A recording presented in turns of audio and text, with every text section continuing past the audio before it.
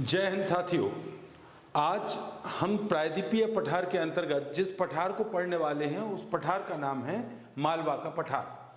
तो मालवा के पठार में आपको, हालांकि ये मध्य प्रदेश के अंतर्गत भी पढ़ा जाता है और भारत के प्रायद्वीपीय पठार या ज्योग्राफिकल डिवीजन के अंतर्गत भी पढ़ा जाता है, तो ये 2 in 1 है। मध्य प्रदेश में भी है और उसमें भी है। तो मध्य प्रदेश में और माइक्रो लेवल पे जाते हैं, लेकिन फिलहाल मैं आपको भारत के प्रायद्वीपीय पठार मालवा के पठार, जो भारत मध्य उच्च भूमि के अंतर्गत आता है, उसके अंतर्गत मैं आपको मालवा का पठार बता रहा हूँ। पिछली कक्षा में मैंने आपको पूरा क्लासिफिकेशन बताया था कि प्रायद्वीपीय पठार को सिस्टेमेटिकली कितने वर्गों में बांटा गया है। तो मैंने 4 वर्गों में आपको पिछली बार बांट के बताया था। तो आज आपका फोकस होना चाहिए मालवा के पठार पे। अगर आप मध्य प्रदेश के रहने वाले हैं तो मालवा के पठार के बारे में आप बहुत अच्छी तरह से जानते होंगे। ये मालवा का प्राचीन नक्शा है जो कि आपको दिखाई दे रहा है कि पश्चिम में यहाँ पर आपके राजस्थान का एरिया लगा हुआ है और नीचे ये नर्मदा नदी इसकी दक्षिण सीमा बना रही है। पूर्व में इसके बुंदेलखंड का पठार है और ऊपर जो गंगा यमुना का मैदानी क्षेत्र है वो इसमें लग रहा है। जैसा कि आप जानते हैं कि यहाँ पर इसके उत्तर में पूरे में जो है इसकी प्रायद्वीपीय पठार की उत्तरी सीमा विंध्याचल पर्वत बनाता है। तो विंध्याचल पर्वत भी इसी पठारी भूमि के, मतलब मालवा के पठार के उत्तर में विस्तृत है, पश्चिम से पूर्व की ओर। तो ये हम अभी अपन केवल और केवल मालवा के पठार की चर्चा करेंगे और मालवा के पठार के बारे में मैं आपको बताऊंगा। ठीक, देखिए मालवा के पठार में सबसे पहले अपन बात करते हैं मालवा की। ये मध्य उच्च भूमि का हिस्सा है। घिरे हुए क्षेत्र मैंने आपको बता दिए कि मालवा के पठार में जो घिरा हुआ क्षेत्र है वो, जैसे अगर अपन मध्य प्रदेश का नक्शा बनाते हैं तो आप ध्यान से देखिएगा कि कहाँ कहाँ पर क्या क्या है। देखिए आप, ये मध्य प्रदेश का नक्शा बनाया तो ये वाला जो क्षेत्र है ये मालवा का पठार है, ये रहा मालवा। यहाँ पर आप देख सकते हैं कि यहाँ पर राजस्थान है, जैसा कि आपने नक्शे में देखा हुआ है। ये मध्य भारत का पठार इसके ऊपर की ओर लग जाता है। ये वाला बुंदेलखंड का पठार है, तो उत्तर पूर्व में इसके बुंदेलखंड के पठार लग जाता है। यहाँ पर ये दक्षिणी सीमा बना लेती है आपकी नर्मदा नदी, और ये वाला जो पूर्वी हिस्सा में रीवा पन्ना का पठार लग जाता है और दक्षिण में इसकी नर्मदा इसकी सीमा बनाती है। तो और पश्चिम में इसके गुजरात की भी कुछ सीमा लगती है। इस तरह से मालवा का पठार जो है वो नर्मदा के दक्षिण में और विंध्याचल के दक्षिण में और नर्मदा के उत्तर में, पूर्व में इसके 2 पठार दिखाई दे रहे हैं, बुंदेलखंड का और रीवा पन्ना का पठार दिखाई दे रहा है। पश्चिम में राजस्थान से ये टच होता है। ठीक है, घिरे हुए क्षेत्र में दक्षिण पश्चिम में नर्मदा है, सतपुड़ा नीचे सतपुड़ा हिल्स है, नर्मदा के दक्षिण में सतपुड़ा पर्वत है। और ये पूरे मध्य प्रदेश का सबसे बड़ा भौगोलिक क्षेत्र है। 28% से अधिक है, 18.062% के लगभग ये मध्य प्रदेश के कुल क्षेत्र 3,08,252 का ये लगभग 28%, 28.62% है। और मध्य प्रदेश का सबसे बड़ा भूभाग है। अब इसका जो निर्माण हुआ है, तो जैसा कि हम जानते हैं कि पूरा जो दक्कन का पठार है इसमें ये माना जाता है कि ये काली मिट्टी का क्षेत्र है। चूँकि तो ज्वालामुखी के उद्गारों से, जब ज्वालामुखी का उद्गार हुआ तो ये दूर दूर तक फैला और दूर दूर तक फैल करके ये उन क्षेत्रों तक फैल गया। मालवा के पठार में भी फैला और नीचे दक्कन के पठार में भी फैला। तो ये माना गया कि ज्वालामुखी के उद्गार से जो डेक्कन ट्रैप बना, मालवा का पठार उसी समय निर्मित हुआ था, है ना। अच्छा, इसके अलावा अपन यहाँ की नदियाँ देखें तो नदियाँ जो है ना उत्तर और उत्तर पूर्व की ओर बह रही हैं। इससे हमें पता चलता है कि मालवा के पठार का जो ढाल है वो उत्तर और उत्तर पूर्व की ओर ढाल है, जबकि दक्षिण में एक गर्त है, गर्त जिससे नर्मदा और ताप्ती नदियाँ बहती हैं। तो ये पूरे भारत का सबसे गहरा स्थान मालवा के दक्षिण में पड़ता है। तो यहाँ की जो प्रमुख नदियाँ हैं, चंबल नदी यहाँ की सबसे प्रमुख नदी है और मालवा की गंगा कहलाने वाली क्षिप्रा नदी है, जो कि चंबल की ही सहायक नदी है। चंबल यमुना की सहायक नदी है और ये गंगा नदी तंत्र का हिस्सा बनती है। पूरा जो मालवा का पठार है, यूँ कहें कि मालवा का पठार स्वयं एक जल विभाजक का करता है, क्योंकि इससे निकलने वाली नदियाँ जो है ना वो उत्तर की ओर जाती हैं और फिर जो दक्षिणी नदियाँ हैं वो नर्मदा की सहायक नदियाँ बन जाती हैं। देख सकते हैं आप, यहाँ की नदियाँ यहाँ पर मिल जाएंगी और यहाँ की नदियाँ ये यहाँ पर जा रही हैं और ये ऐसे करके चली जाती हैं, है ना। तो ये उत्तर उत्तर पूर्व की ओर बह रही हैं और दक्षिण की नदियाँ नर्मदा की सहायक नदियाँ बनती हैं। तो प्रमुख नदियों में चंबल, क्षिप्रा, माही, पार्वती, काली सिंध है, बेतवा है, कैन है, ये प्रमुख नदियाँ हैं। नदियाँ हम अलग से पढ़ेंगे मध्य प्रदेश की, तो भी हम आपको इसके बारे में बताएंगे। इसके अलावा समुद्र तल से इसकी ऊंचाई जो है ना वो लगभग 496 मीटर है। राउंड फिगर में आप 500 मीटर मान सकते हैं मालवा के पठार की। इसके अलावा यहाँ की मिट्टी की अगर बात करें तो जैसा कि हम जानते हैं कि ज्वालामुखी के उद्गार से निकली जो बेसाल्ट चट्टान है, भाई ज्वालामुखी का जो लावा होता है, लावा के ठंडे होकर जमने से बनने वाली चट्टान बेसाल्ट चट्टान है, जो कि एक प्रकार की आग्नेय चट्टान है। और उसके अपक्षय और अपरदन से बनने वाली जो मिट्टी है, उसके टूट फूट और अपरदन से बनने वाली मिट्टी वो काली मिट्टी है। तो काली मिट्टी मध्य प्रदेश की सबसे अधिक पाई जाने वाली मिट्टी है। तो ये पूरा मालवा का क्षेत्र जो है ना काली मिट्टी का क्षेत्र है। यद्यपि काली मिट्टी में भी कई सारे भेद पाए जाते हैं, कोई गहरी काली होती है तो हल्की काली, छिछली काली टाइप की होती है। तो ये काली मिट्टी का क्षेत्र है। वर्षा की बात करें तो मध्य प्रदेश में इसकी जो वर्षा है, अगर अपन भारत का जो क्षेत्र देखें तो भारत में यहाँ पर बीच में पड़ता है मालवा। तो ये जो राजस्थान का एरिया है, यहाँ तो 25 सेंटीमीटर से कम वर्षा होती है। पूरे भारत में पश्चिम से पूर्व की ओर जाने पर वर्षा की मात्रा बढ़ती जाती है।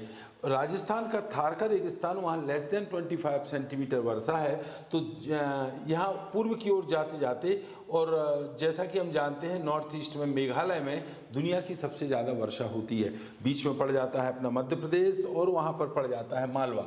तो मालवा का जो पश्चिमी क्षेत्र है यहाँ पर 25 सेंटीमीटर वर्षा होती है, और लेकिन पूर्वी भाग मध्य भाग तक है लगभग, तो यहाँ पर 125 सेंटीमीटर तक भी कहीं कहीं वर्षा हो जाती है।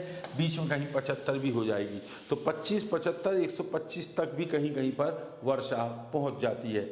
ठीक है, तो ये हमने आपको वर्षा का सिस्टम आपको बताया। इसके बाद अगर अपन मध्य प्रदेश की बात करें तो मध्य प्रदेश के लगभग 16 जिले इसके अंतर्गत आते हैं। न्यूनाधिक मात्रा में कोई आंशिक रूप से भी आता है। इंदौर, उज्जैन संभाग, भोपाल, सीहोर, ये मुख्य मेनली इंदौर उज्जैन संभाग के पूरे जिले इसमें आ जाते हैं। उज्जैन अपना भोपाल आ जाता है, सीहोर आ जाता है, रायसेन, विदिशा, ये सभी मालवा के हिस्से ही कहलाते हैं। यहाँ पर चूँकि यहाँ पर शीतोष्ण कटिबंधीय यहाँ पर जो उष्ण कटिबंधीय जलवायु पाई जाती है, और इस जलवायु में सबसे अच्छा वृक्ष जो होता है वो सागौन का पेड़ होता है। तो सागौन का पेड़ यहाँ का मुख्य वृक्ष है। इसके अलावा फसलें अगर देखी जाए तो काली मिट्टी फेवरेट है कपास की मिट्टी, कपास की। तो कपास यहाँ पर मेनली यहाँ की मुख्य फसलों में कपास का नाम है। बाकी इसे गेहूं की डलिया कहा जाता है। तो गेहूं की डलिया में मतलब गेहूं खूब सारा होता है, इसमें गेहूं होता है, ज्वार हो जाता है, मक्का भी हो जाता है, सोयाबीन भी हो जाता है ना, गन्ने भी हो जाते हैं। लेकिन यहाँ पर मेनली कपास, गेहूँ मुख्य रूप से उगाया जाता है। इसके अलावा सबसे ऊंची चोटी की अगर बात करें तो चूँकि इससे विंध्याचल निकला है, तो विंध्याचल में ही पश्चिमी साइड सिगार की चोटी मालवा की सबसे ऊंची चोटी है, जो 881 मीटर ऊंची चोटी है। इसके अलावा जाना पावा की पहाड़ी है, 854 मीटर ऊंची है, और धजारी की पहाड़ियाँ 810 मीटर ऊंची है। तो ये मुख्य पहाड़ियाँ हैं जो इसमें पड़ती हैं। और उदयगिरी की जो गुफाएं हैं या उदयगिरी की पहाड़ियाँ जो विदिशा में हैं वो भी मालवा का ही हिस्सा हैं, हालांकि वो विंध्याचल पर्वत पर हैं। इसके अलावा भी जो रायसेन की मृगेंद्रनाथ की गुफाएं हैं वो भी इसी में आती हैं। भीमबेटका की गुफाएं भी रायसेन में हैं, वो भी मालवा के अंतर्गत ही आती हैं। तो ये सारी चीज़ें यहीं पर आती हैं। एक चीज़ का उसमें और ऐड कर लीजिएगा, अफीम, क्योंकि मंदसौर का कुछ हिस्सा मालवा में आता है, तो अफीम मालवा की ही खेती मानी जाएगी। तो ऊंची चोटियां आपने देख ली। 88,000 वर्ग किलोमीटर क्षेत्र में मालवा फैला हुआ है। 88,000 स्क्वायर किलोमीटर फैला हुआ है। यहाँ की जलवायु दो चीज़ों से मिलकर बनती है, तापमान और वर्षा। तो यहाँ की जलवायु को एक पहला जो चीनी यात्री आया था जिसका नाम फाहियान था, तो फाहियान ने यहाँ की जलवायु को समशीतोष्ण जलवायु कहा। अब भाई देखो, कब फाहियान गुप्त काल में आए हुए थे और उन्होंने पूरी दुनिया घूमी हुई थी और उन्होंने मालवा की जलवायु को दुनिया की सर्वश्रेष्ठ जलवायु कहते हुए समशीतोष्ण प्रकार की जलवायु बताया था। इसका मतलब है ना ज़्यादा गर्मियों में गर्मी और ना ज़्यादा सर्दियों में सर्दी। हालांकि ग्लोबल वार्मिंग की वजह से अभी तो सब जगह पर गर्मी अच्छी खासी पड़ रही है। अभी फाइयान आके देखें तो फाइयान को अपना ही स्टेटमेंट शायद चेंज करना पड़ जाए। तो यहाँ पर हम देखें जलवायु समशीतोष्ण है और फाइयान ने इसको दुनिया की सर्वश्रेष्ठ जलवायु बताया था। यूँ तो मालवा में खनिजों का अभाव है भाई, देखो खनिज यहाँ पर नहीं है ना, लेकिन फिर भी जो इक्का दुक्का खनिज, देखो खनिज होने का मतलब है जैसे अपने पूर्वी मध्य प्रदेश और दक्षिणी मध्य प्रदेश में पाए जाते हैं, बालाघाट छिंदवाड़ा है ना, पूर्व में सिंगरौली और ये शहडोल उमरिया जिलों में पाए, वैसे खनिज मालवा में नहीं मिलते हैं आग्नेय। फिर भी जो मिलते हैं अगर अपन देखें एस्बेस्टस है, स्लेट पत्थर जो जिस पे लिखते हैं ना पुरानी पट्टी स्लेट पट्टी, वो मंदसौर और वहाँ पे मिलती है अपने नीमच में, रॉक फास्फेट झाबुआ में मिल जाता है, एस्बेस्टस मिल जाता है। तो ये खनिज इक्का दुक्का जो रेयर टाइप के हैं वही मिलते हैं यहाँ पे। हाँ, ये एक बात देखें कि जो मालवा है, मालवा में औद्योगिक विकास बहुत अच्छा हुआ है। अगर यूँ कहें कि अपना जो इंदौर है, तो इंदौर जो है ना अपनी मिनी बॉम्बे कही जाती है, मध्य प्रदेश की बम्बई औद्योगिक नगरी कही जाती, वो भी यहीं पर है। एक समय उज्जैन भी ज़बरदस्त कपड़ा उद्योग में, चूँकि यहाँ की कपास अच्छा हो जाता था तो कच्चे माल के तौर पर कपास की अवेलेबिलिटी ने यहाँ पर कपड़ा उद्योग को विकसित किया था। और इंदौर ऐतिहासिक काल से ही काफ़ी डेवलप है, उज्जैन भी डेवलप हुआ है, भोपाल भी इसी में आता है। तो औद्योगिक विकास जो है ना मालवा का काफ़ी अच्छा हुआ है। पीथमपुर धार जो है ना वो पहला ड्राई पोर्ट भी यहीं पर बना, तो यहाँ पर औद्योगिक विकास काफ़ी अच्छा हुआ है। तो और इसी कारण से मध्य प्रदेश की सबसे अधिक पॉपुलेशन भी मालवा के पठार में पाई जाती है, जो कि धीरे धीरे एक चुनौती बनती जा रही है मालवा के लिए। तो ये मालवा का अपन ने देखा विकसित क्षेत्र है यहाँ पर। अच्छा, इसके बाद अगर अपन देखें ये मालवा के जो क्षेत्र हैं इसके कुछ उपभाग हैं, जिसमें अपन देखें कि उत्तर पूर्वी भाग में दसाण क्षेत्र या विदिशा को दसाण क्षेत्र कहा जाता था। मालवा का पठार ये केंद्रीय पठार कहलाता है, ये केंद्रीय पठार है जिसके अंतर्गत भोपाल और ये पूरा उज्जैन इंदौर संभाग आ जाते हैं। ये केवल मंदसौर का क्षेत्र जो उत्तर पूर्व में लग रहा है मेवाड़ के पठार से छूता है, यहाँ पर मेवाड़ का पठार है तो यहाँ पर ये लग जाता है। और नीचे ये महेश्वर का जो क्षेत्र आपको दिखाई दे रहा है, ये निमाड़ का मैदान है। तो ये ऐसे 4 उपभागों में मालवा के पठार को बांटा गया है।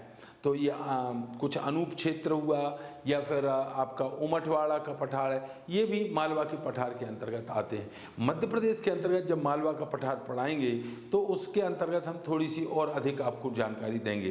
फिलहाल मालवा के पठार में भारत के भूगोल के संदर्भ में इतनी जानकारी पर्याप्त होगी। जब भी आपको आंसर राइटिंग में भी मालवा का पठार डिस्क्राइब करने आता है तो उसके लिए आप साइड हेडिंग्स उसकी जरूर तैयार रखें। और किसी भी पठार का वर्णन करने के लिए, जैसे वहाँ की जलवायु, वहाँ की मिट्टी, वहाँ की ऊंची चोटी, वहाँ की फसलें, वहाँ के पर्वत, वहाँ की नदियाँ, ऐसे साइड हेडिंग्स की एक सिनॉप्सिस बना लें।